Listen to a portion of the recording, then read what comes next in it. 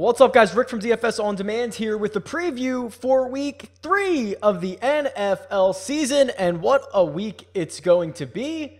Let's not waste any more time. Let's kick this off with the cheat sheet. If you're new this week, everything you see is something I've built. It's available on dfsondemand.com. Let's start with the quarterbacks like we always do, and I actually think the pricing's a little weird this week. So you have the opportunity to pay up for someone like Patrick Mahomes, who's $7,000. To put that into perspective, that is elite quarterback pricing. To put that into perspective, I'm going to change these game logs up really quick. And what I'm going to do is I'm going to type in Brady. Whoops, let's do quarterbacks, I suppose. Brady, Breeze, and Aaron Rodgers. And I'll show you what I'm getting at here.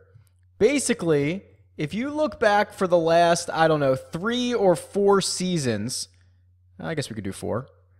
4 seasons, these guys have been priced at $7,000 or less, like 40% of the time. So what you're getting is elite level pricing from Patrick Mahomes. So you can see that here, right? Okay. What you're going to need from Patrick Mahomes this week is probably 28 DraftKings points. That's 4 times value, right? So 28 DraftKings points on 7,000 is 4 times value for him to do that. So that's what he scored in week 1, which was 256 yards and 4 touchdowns. I'm torn here. I think this is really close.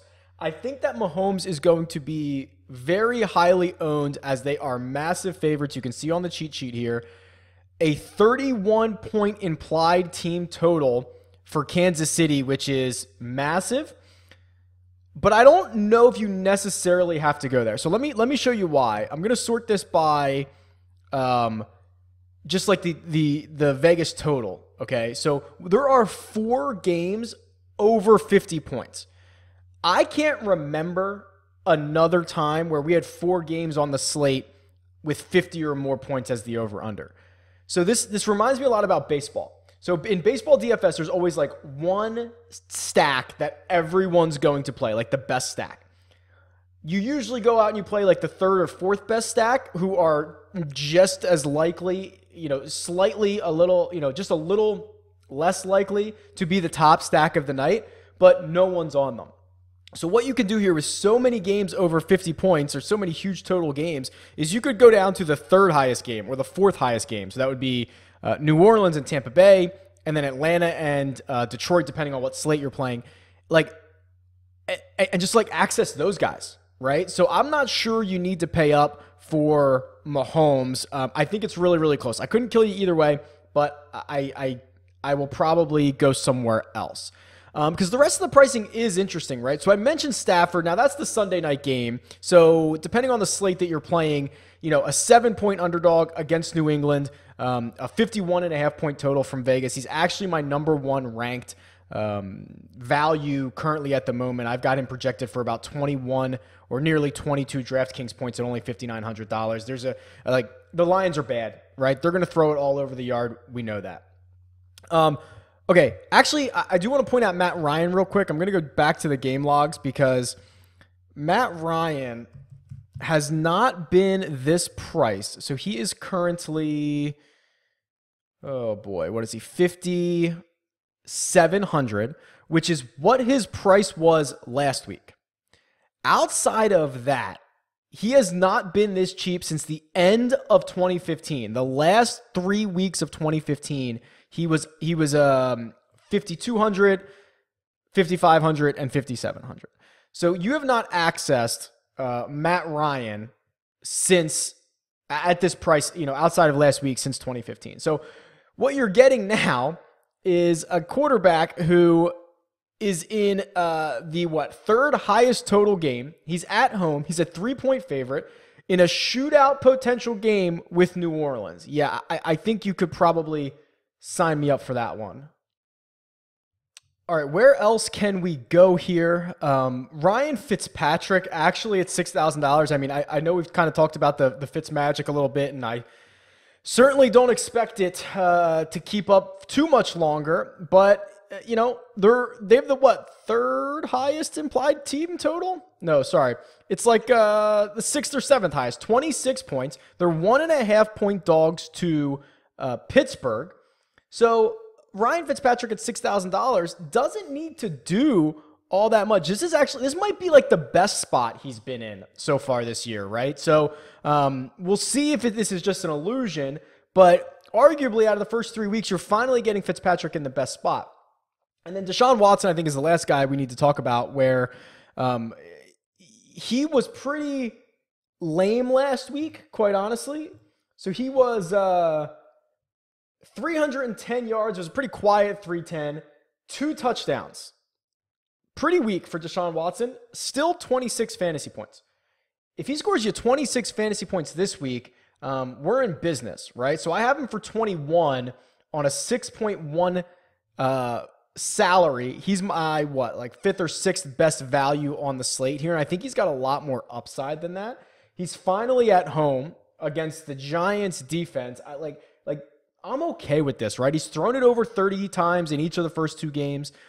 I still think that we are going to get better days ahead for Deshaun Watson. All right, let's talk running backs here. And there's one guy who pretty clearly jumps off the screen, and it's Kareem Hunt, right? So I've got him as my as my best value so far. And let's see if I can do this here. I'll flip through some of these tools, see if I can find Kareem Hunt. Here we go. 2 games this year, a little disappointing. 4.9 DraftKings points in week 1, much better. 15 fantasy points in week 2. What you get, and this is exactly what we're looking for, right? A running back on the team with the highest implied total and a near 7-point favorite would indicate a ton of workload for Kareem Hunt at only $6,000. 16 carries week 1. 18 carries in week 2, probably gets closer, or I would expect him to break 20 this week for only $6,000. Really, really good price.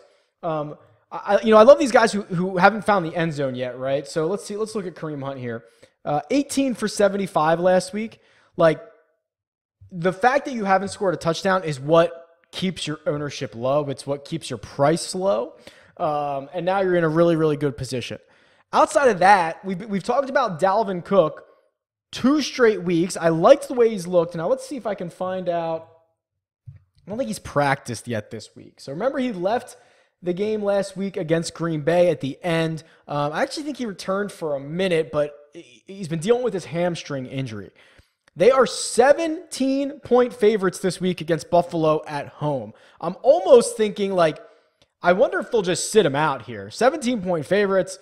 Why risk it with this guy if he just needs an extra week?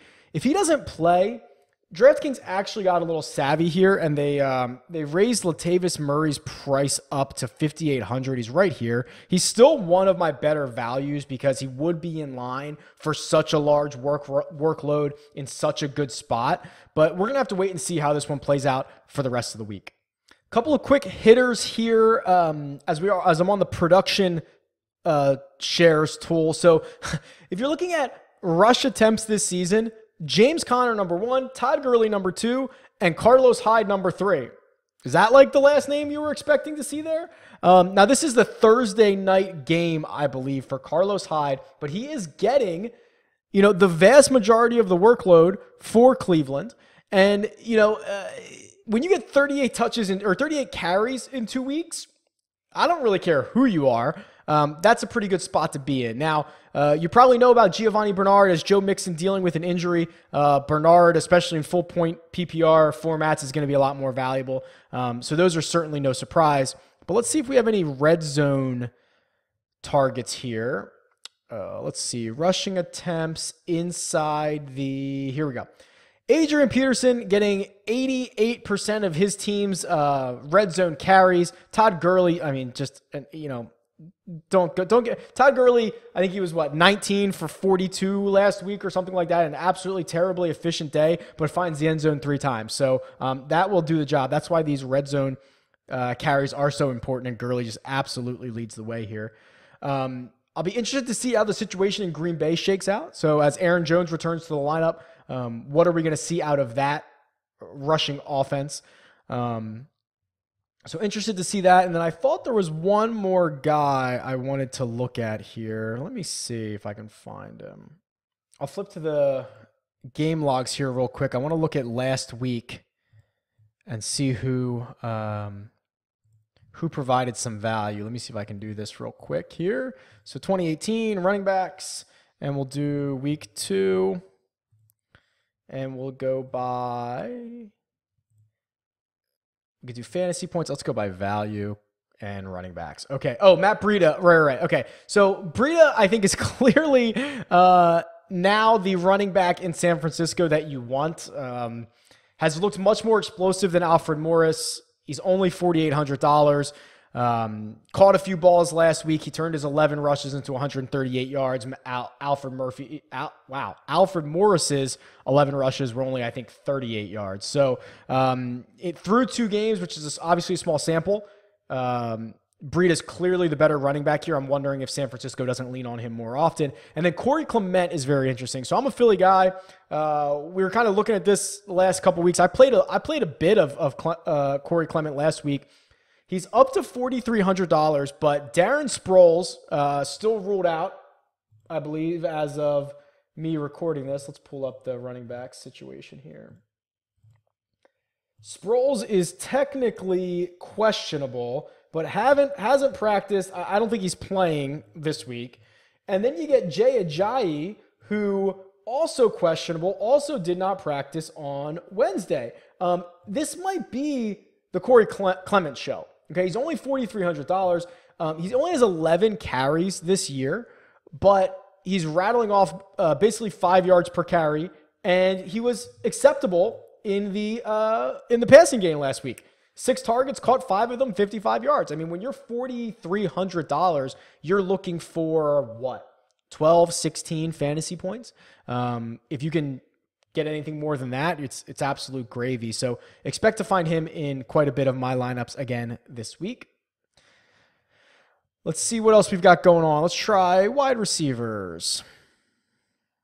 Oh, and you know what? While we're talking about this, so the Eagles wide receiving core absolutely decimated, right? Mike Wallace potentially out for the year. Alshon Jeffrey not ready to come back yet. I'm seeing a lot and hearing a lot of talk. Nelson Aguilar is a lock. I'm a little bit concerned about that. The Eagles did just sign Jordan Matthews. If Matthews suits up, he's very, very likely going to have to play out of the slot, which is where he is.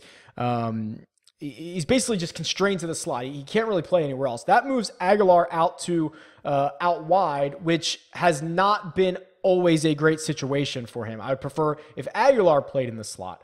We'll get to it in tight ends, but I'm actually looking like Zach Ertz is probably going to be the biggest beneficiary of that.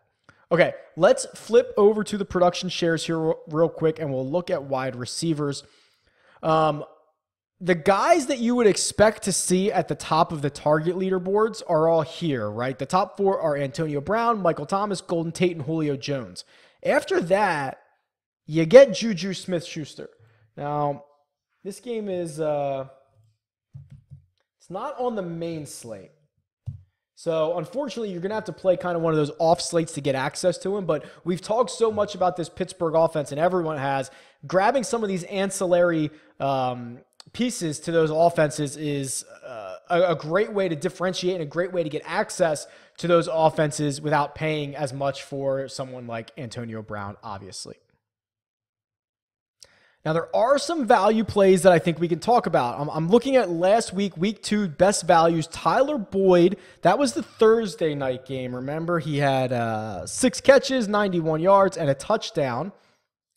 Let's go back and see what he did week 1 here. Here we go. Okay, so he had 5 targets in week 1, didn't do much with them. 3 catches, 26 yards.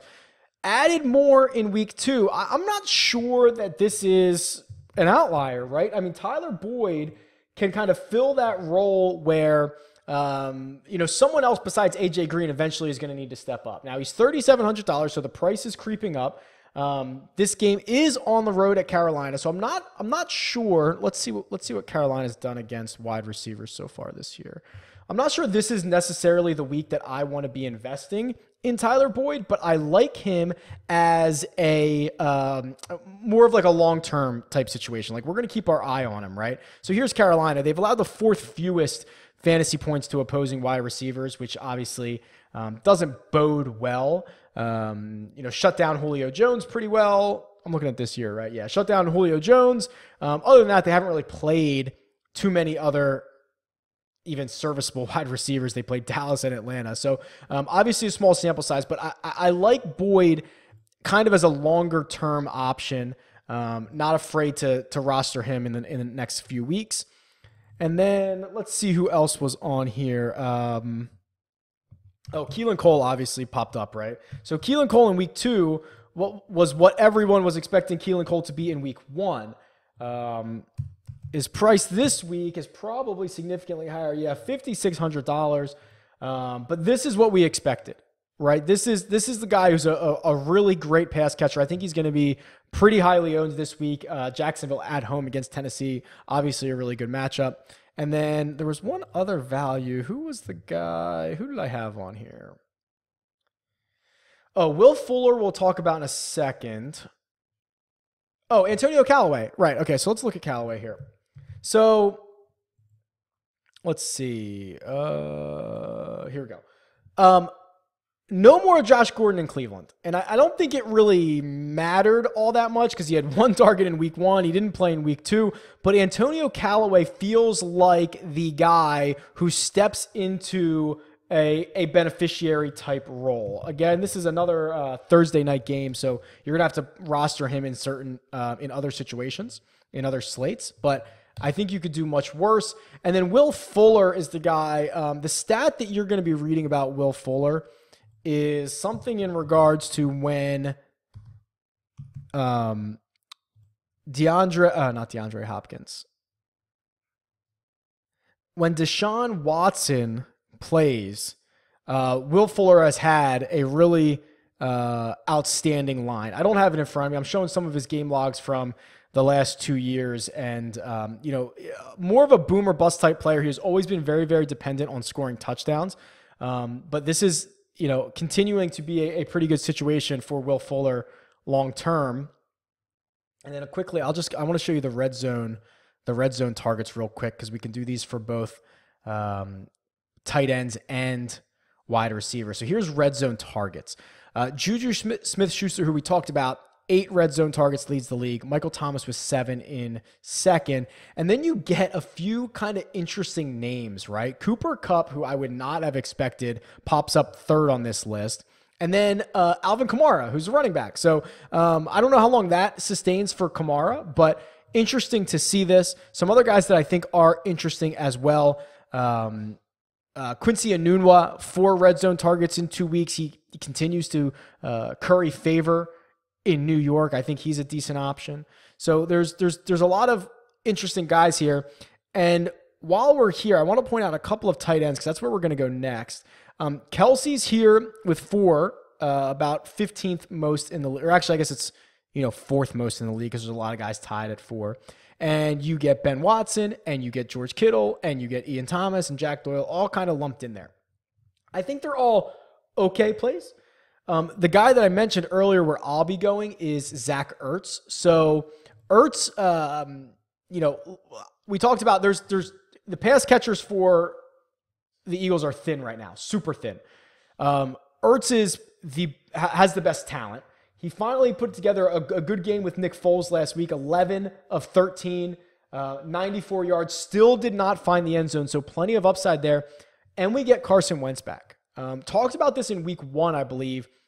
Ertz was much better fantasy-wise with Carson Wentz under center than Nick Foles last year. So that shouldn't surprise you. Carson Wentz much better than Nick Foles. So this is a situation where I really, really like Ertz. I think they're just going to have to lean on their best players, especially their best pass catchers because it is going to be very thin for Philadelphia this week.